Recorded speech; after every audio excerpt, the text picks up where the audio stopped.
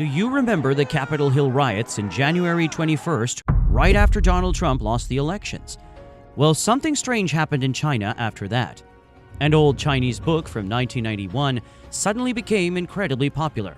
Everyone just wanted to buy a copy of it. The demand was so high that the book started to sell for 17,000 won. That's about $2,500. But what's this book about? And why did so many Chinese feel the urge to read it? And what's the connection to the Capitol Hill riots? Let's find out. The author of this mysterious book is Wang Huning. I know, you've never heard of him, right? Well, today he's one of the 7 members of the Politburo, which essentially makes him one of the most powerful men in China. Yet despite his influence, Wang has spent years staying out of the spotlight, even refusing to give interviews to foreign media. His friends describe him as an introvert, a super private guy, and also a bit of a workaholic, struggling with insomnia because of how hard he works. But behind his shadowy persona, Wang has built an impressive career. He has been the close advisor to not one, but 3 Chinese presidents: Jiang Zemin, Hu Jintao, and now Xi Jinping. Yes, Chinese presidents come and go, but Wang Huning stays. His career has even earned him some interesting nicknames like China's Rasputin, China's Machiavelli, and even China's Henry Kissinger. But beyond these labels, who is Wang Huning and why did his book become so important after the Capitol Hill riots? Wang was born in China in 1955. As a child, he was incredibly smart, reading books like other kids ate candies.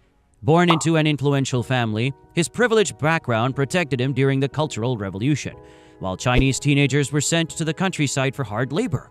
Wang was able to stay at home, studying French at an elite school and reading prohibited foreign books. Pretty lucky, right? He later went to Fudan University, where he became the youngest professor at just 30 years old.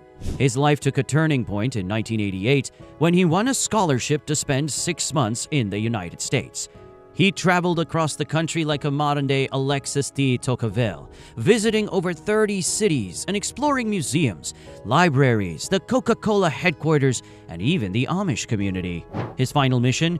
To understand why China, a 2,000-year-old civilization, had fallen behind, while the United States, a country with only 200 years of history, had now become the world's superpower. But America was not what Wang had expected. Sure, it was a land of wealth and freedom, but it was also a place of contradiction and sharp divides. Rich versus poor, white versus black, urban versus rural.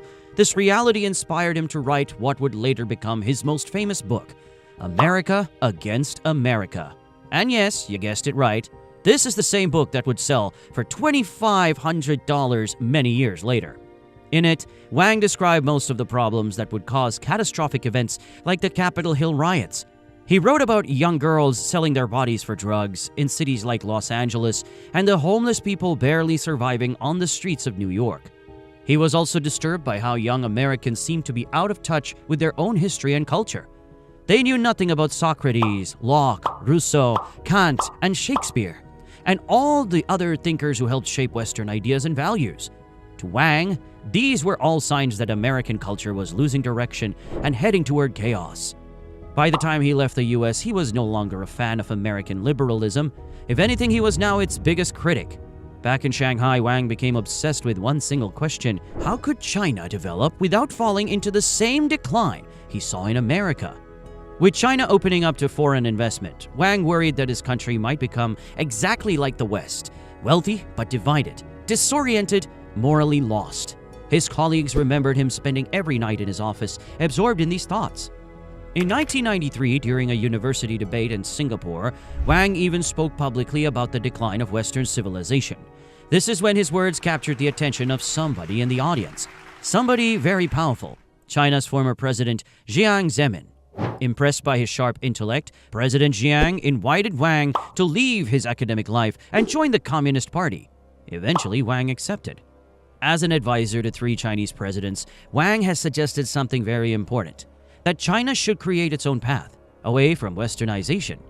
In other words, the People's Republic should hold onto its unique identity, staying away from Western liberalism and embracing traditional values like Marxist socialism, nationalism, and Confucian ethics. These will protect the country from the kind of decline Wang witnessed in the US, and this is why Wang Huning deserves our attention. His ideas have shaped many of Xi Jinping's policies today. It is not a coincidence that China is now moving away from Western influences, whether it's through reinforced patriotic education in school, banning foreign textbooks, or teaching children about Marxism, Confucianism, and nationalism. Wang's ideas even explain why some gaming companies in China are only allowed to let kids play for 1 hour on weekends. The goal is to stop a perceived Western decadence where kids play video games, ignore their responsibilities, and build weak characters.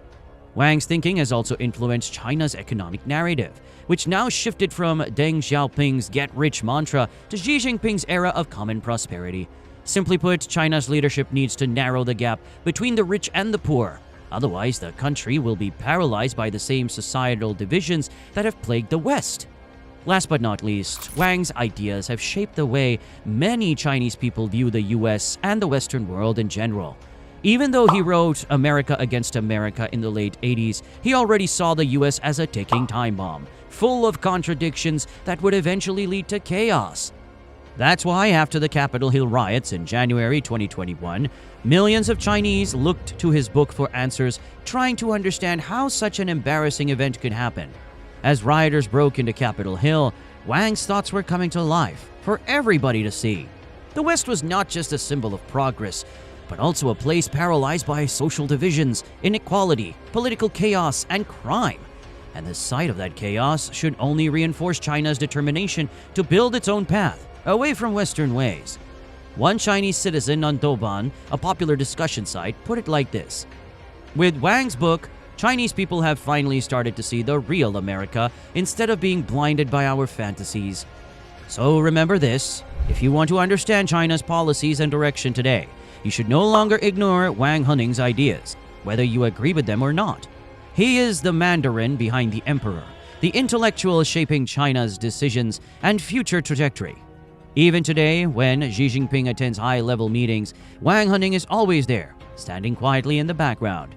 But for now, if you enjoy this video, hit the subscribe button and join Asia Explained for more research. See you in the next video.